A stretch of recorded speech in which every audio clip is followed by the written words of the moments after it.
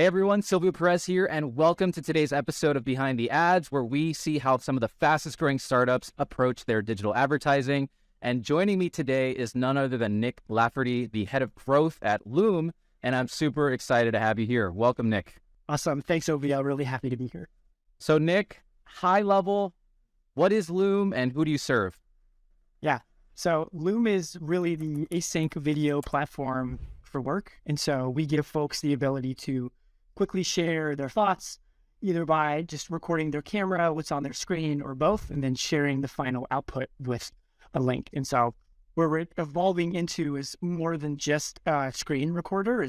Our goal right now is to help folks reduce time in meetings, communicate more effectively, communicate on their own time, and really build better connections with your team. So the beauty of Loom is that anyone can use it, but our primary audience is knowledge workers. And so that's who we cater a lot of our messaging and ad copy towards. How do you define a knowledge worker? Yeah, it's a knowledge worker is really anyone who uses their kind of like brain to work. And really it's a lot of tech workers as well. And so anyone who is on a computer all day. Our most common personas are product managers, designers, engineers. Those kinds of folks really have the easiest time using Loom. But outside of that sphere, we have all kinds of people. We have lawyers using Loom. We have personal trainers who ask their clients to record themselves with Loom so they can correct their feedback and correct their kind of like movements and on their workouts as well. So really anyone can use it, but it's mostly people using Loom at work or working at tech or tech adjacent companies is where we really shine right now. Got it. I feel like that's got to be a blessing and a curse in a way from a marketing perspective. It's a blessing, the fact that you can serve so many people. Loom is so beneficial to all kinds of different folks, but the curse side could be almost that you have so many different personas. It's really easy to spread yourself thin in terms of focus. Yeah, exactly. The common adage of if you're talking to everyone, then you're talking to no one, like really applies to a horizontal product such is Loom. And so we've had to get really thoughtful and precise in who we talk to. We'll definitely get into some of this later, but who I message and talk to at a broad level, if I'm just trying to grow a flat number of signups, is different than if we're trying to sell a larger enterprise deal into a company. Like someone who owns the budget at larger tech companies is not necessarily the end designer or the end product manager. It's someone in HR, IT leader. So we also have that split too, is because we go up figuring out like who to message to and what are the right use cases to talk with is a fun challenge for us. Yeah, definitely. On that note, what does your paid strategy look like at Loom at a really high level? And so our paid strategy really has 3 pillars. And so the first one is driving new user growth. And so just a flat sign up number. And really for us, it's driving net new work signups, which is someone who has indicated that they're using Loom for work versus personal or education use cases. Then the next pillar is someone who is growing account density at target domains. And so not just getting signups to get signups, but like how can I get the last incremental 5 signups at metadata or at some other company to really grow the amount of density, because we found that the amount of people using Loom at a company is really highly correlated to, one, closing an enterprise deal, which is very interesting to us, of course, but also it just grows usage and it grows the map of people that are using Loom internally and how it organically spreads through the company. So then the third one is pipeline. And so how can we open net new pipeline that turn into enterprise deals, but we have customers that are purchasing Loom wall to wall. And so it's like really waterfalls down from like we getting a ton of signups to getting the right signups to then how do we get in front of decision makers at these companies so we can get everyone at their company access to Loom. That's so interesting. On the account density piece, I mean, it just logically makes sense, right? More folks within that company that are using your product more likely will yield into an actual deal being closed.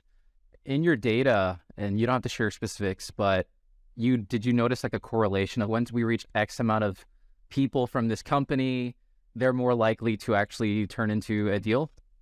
Yeah, absolutely. So we have a great data science team that really drives a lot of this stuff. So thankfully, it's not me as the marketer having to like figure my way through. Well, I thought about in a sequel. Yeah, exactly. Oh man, yeah, 100%. So yeah, we have a great data science team that led the charge here. But yeah, we have a magic number, and differs if they're smaller companies. And so companies between 100 and 1,000 employees is like a different magic number than companies 1,000 plus.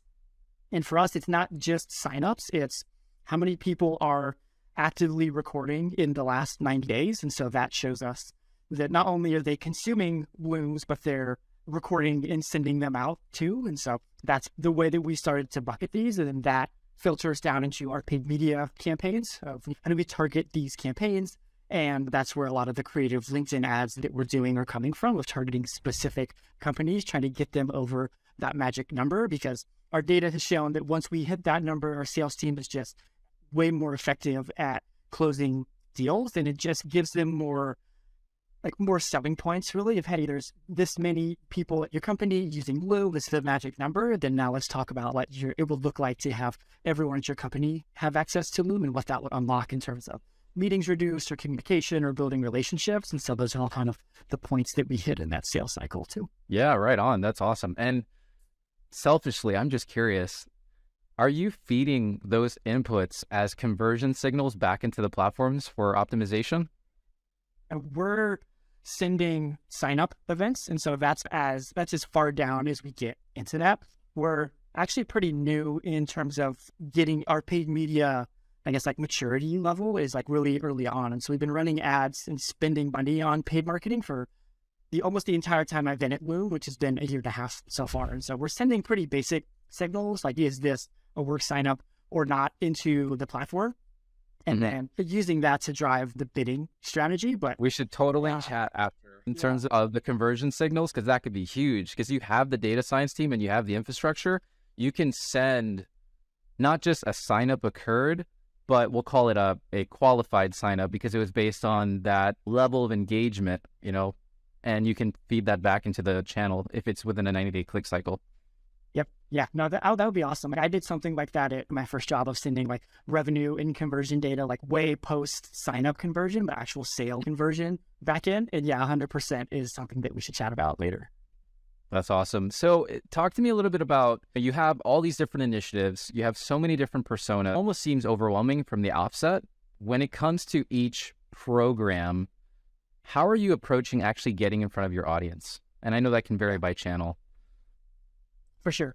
I think that we have a pretty lean and limited team and also resources right now. So we have to be ruthless in how we prioritize and what bets are like big swings that we take. And so we've really tiered out who are the best personas for us to target from a end user perspective. And again, it's product managers, designers, engineers. And so that's our tier one, you could call it like self-serve persona and audience that we drive and build. And then on the enterprise side, it really switches. It becomes HR leaders, IT leaders at large companies who end up being the one who have the budget to own that Loom would fall into or can like actually sign the contract. And so we've tiered out who is like the premium people we should be speaking to first.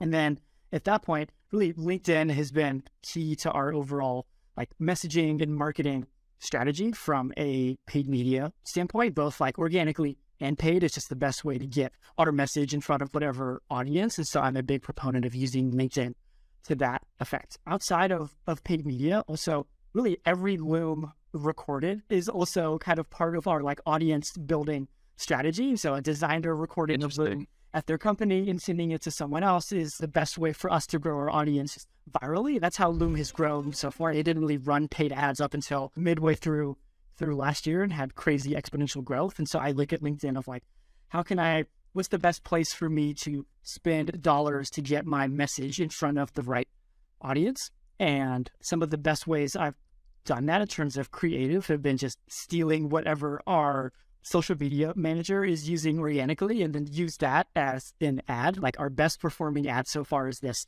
flowchart of when to use Loom or like when to communicate asynchronously or should you have that meeting or not.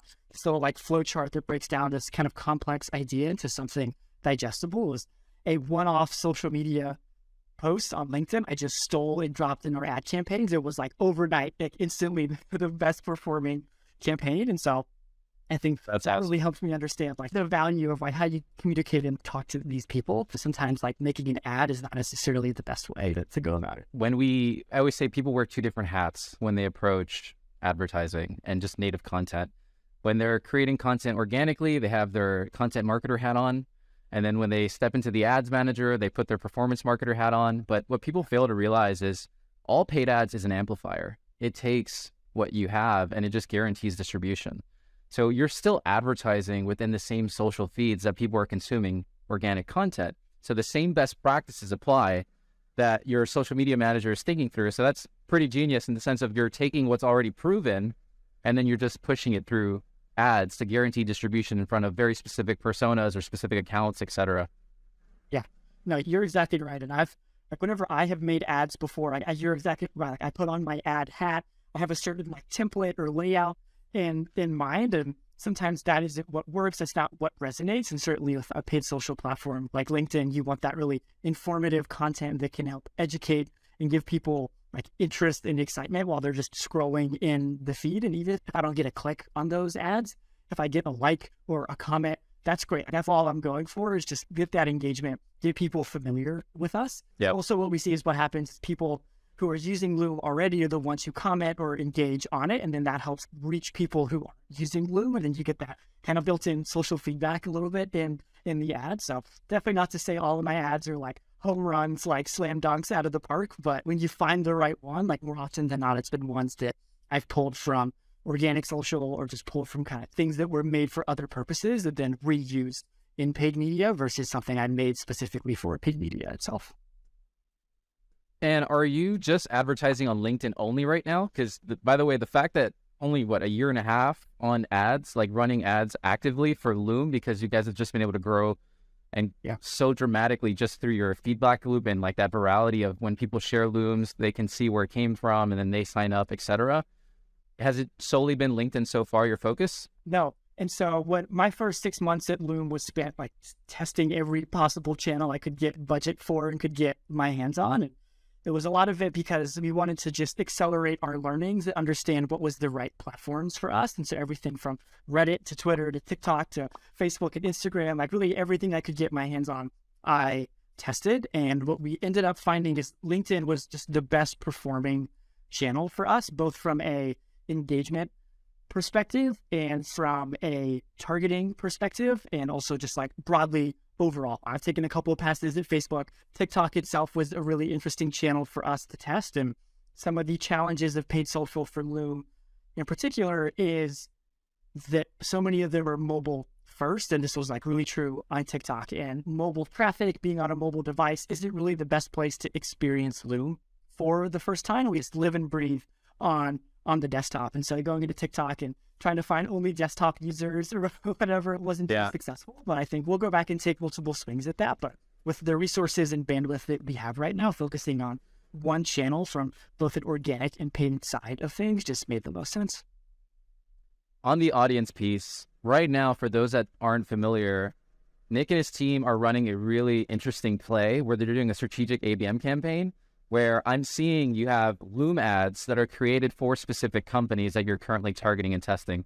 How's that been? It's been good. We've only got one cease and desist so far for using someone's logo without their permission. So that's a success. But overall, no, it's been going really good, I think. The immediate bottleneck is how you create these ads at scale. So we have a target account list.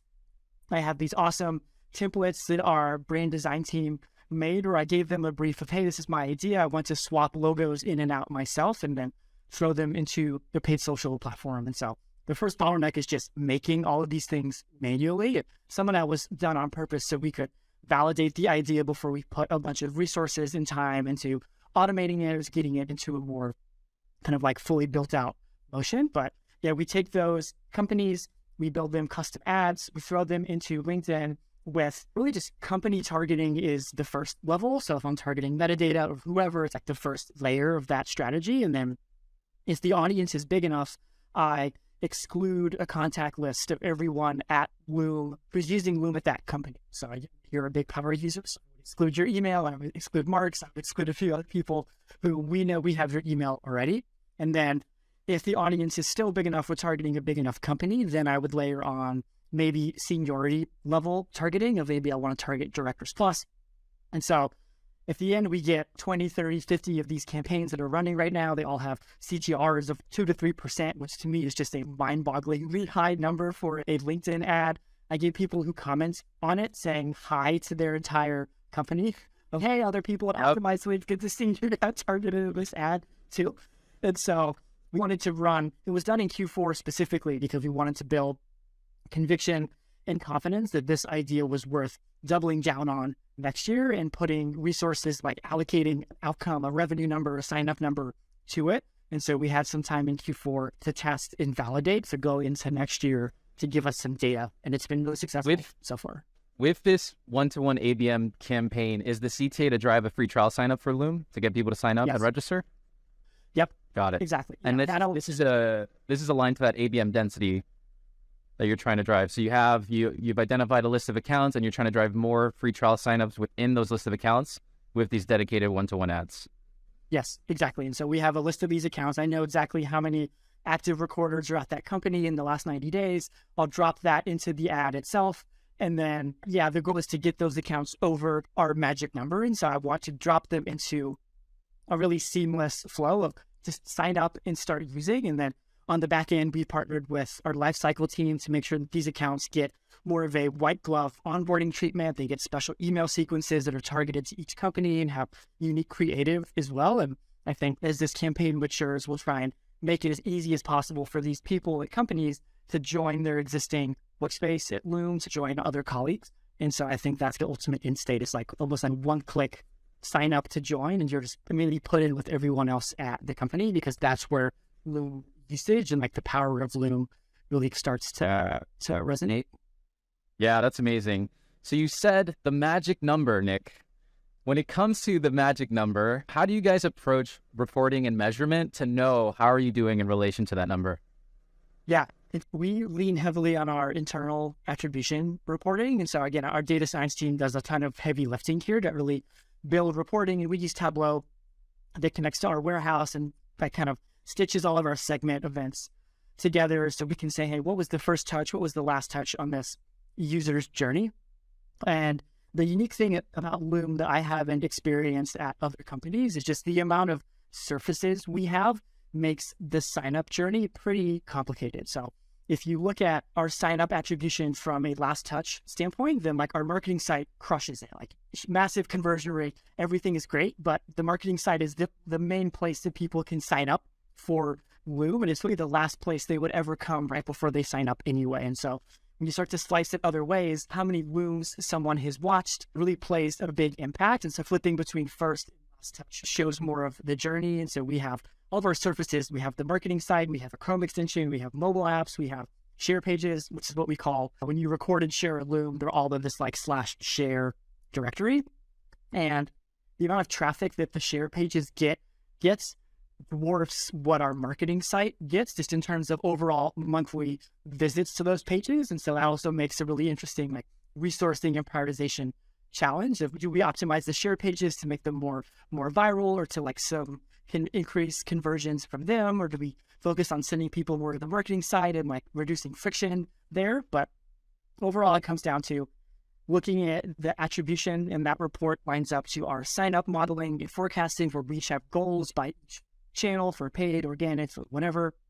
I think like circling back to that point. But yeah, it's been probably the most challenging company I've worked at to have a clear answer. What's the most common path? Because even if they watch a Loom, it's never the same Loom. Like a Loom that you watch before you convert will be different than one that a designer or engineer or product marketing manager watches. And so like having to distill all that data, which we have a ton of, is complex, but we lean on a lot of our internal reporting versus using a lot of in-platform reporting for conversions. Yeah.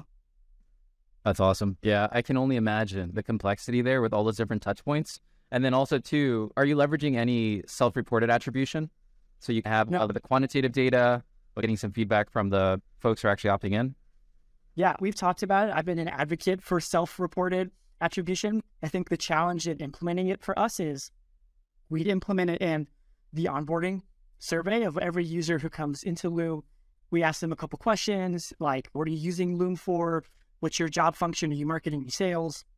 A couple of others. And every question we add to that onboarding survey reduces conversion rate by about 7% for us. And so for us, the trade-off of getting that extra data point on the sign-up side hasn't been worth it yet.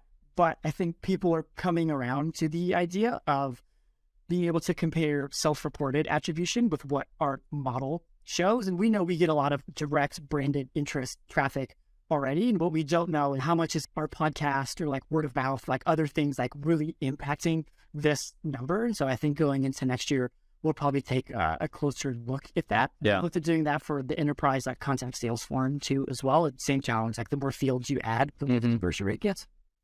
Yeah, that's a good point. Just hearing you speak and my brain is firing with ideas for Loom. I don't know if you guys have gone into YouTube ads, but I feel like YouTube is such a blue ocean opportunity, especially for a company like Loom. Another example is Grammarly does really well with YouTube ads. Like I could see Loom in a very similar bucket because again, your product is so usable by different people. YouTube ads are extremely cost effective and you can get a ton of branding and direct response from it. I think that's definitely something you should explore for 2023. Yeah, I've taken a few passes at YouTube ads, and I agree 100% with you. The cost is super effective. The audience there is really good and matches who we're trying to speak to. My first pass at YouTube ads generated a ton of education signups, and I think what started happening is the algorithm started matching to students that we would get signups, and so it would go find more and more of those. But I was like, I don't want other types of signups. Yeah, YouTube is 100% on our roadmap. We did a big brand campaign last year where we spent a fair amount of money on YouTube from just a branding and like education standpoint as well. So yeah, totally agree with you. I think it's still a massive untapped opportunity. That's where the conversion signals, right? Too. Yeah, those conversion signals are going to be huge there too. So you can teach the algorithm not to go after the students, but to go after these specific individuals, et cetera, you know?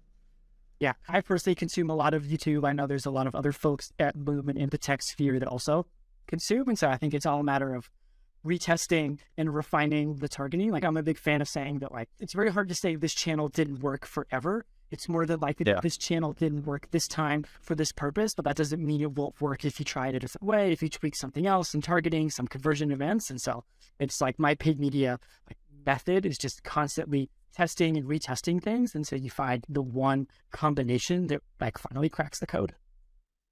Yeah, absolutely. Test until proven otherwise. It's one of my mantras whenever you have a hypothesis. On that note, you mentioned Tableau and, you know, your data warehouse. I think a lot of folks get tripped up when it comes to tech stacks for paid media. And I think it's always enlightening to know what is that company using. So when it comes to Loom, what would you say is like your core paid media tech stack that you use? Yeah, we don't have like anything like before our warehouse, like we don't use. So from a data eng standpoint, we have segment events that feed into our data warehouse and that pipes into Tableau, but that's all owned by our data team. And so I'll partner with them to say, hey, I need this event. I want to learn about this data, and they'll go help me solve that problem. But in terms of managing ad campaigns, I run everything inside the platform. I'm a big Google Tag Manager fan, which I guess you could probably count as tech stack. I think every paid marketer could be well served from learning Google Tag Manager, learning about websites and the DOM, kind of how the data layer and how things passed around variables wise. And so we run a pretty lean operation. Some of that is due to budget. Macro conditions right now aren't super favorable. And so the leaner we are, the better. And especially, and you probably know this too, of when you run a paid media budget, it's a really big line item in the overall kind of P&L. And so like when you have to cut costs, that finance teams start looking at that like millions of dollars in the budget for paid media. What would happen if we could cut this? And so that's part of it for sure. I love this answer. Secretly, one of my goals with this series is to show people that there is no secret and everyone is just figuring it out. And I love this answer because you look at a company like Loom and you're like, oh, they have it all figured out. You know what I mean? They're exploding. They're doing all the right things. But this is just a great example of has their issues, like their struggles or problems. Everyone's figuring out, putting one foot in front of the other and maturing as you go. So really focusing on yourself and improving is ultimately what's going to get you where you want to go. Yeah, exactly. We're still really early on in our journey, both as a company and also as a paid media kind of growth function. And yeah, we do not have it all figured out. I make as many mistakes, probably more mistakes than I get successes or wins, but those make the wins all the sweeter. Like when you launch 10 ads, 9 of them suck and they bomb, but that one crushes it, it makes everything else completely worth it. And the one that you thought was going to do well usually never does.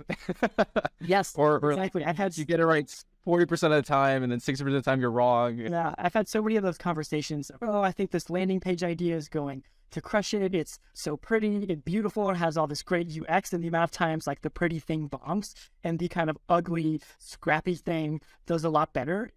It's been fascinating and wild for me to watch from both an ad testing and like landing page conversion rate optimization perspective too. So test everything. Absolutely. So when it comes to testing and ads, what is your process for brainstorming creative and copy? Yeah, I hinted at this earlier. Step one for me is just looking at what's going on in organic social and talking to our social media person saying, hey, what's working for you? What's resonating? What copy, what creative can I steal that just start using? And so that's been a great source of inspiration for me.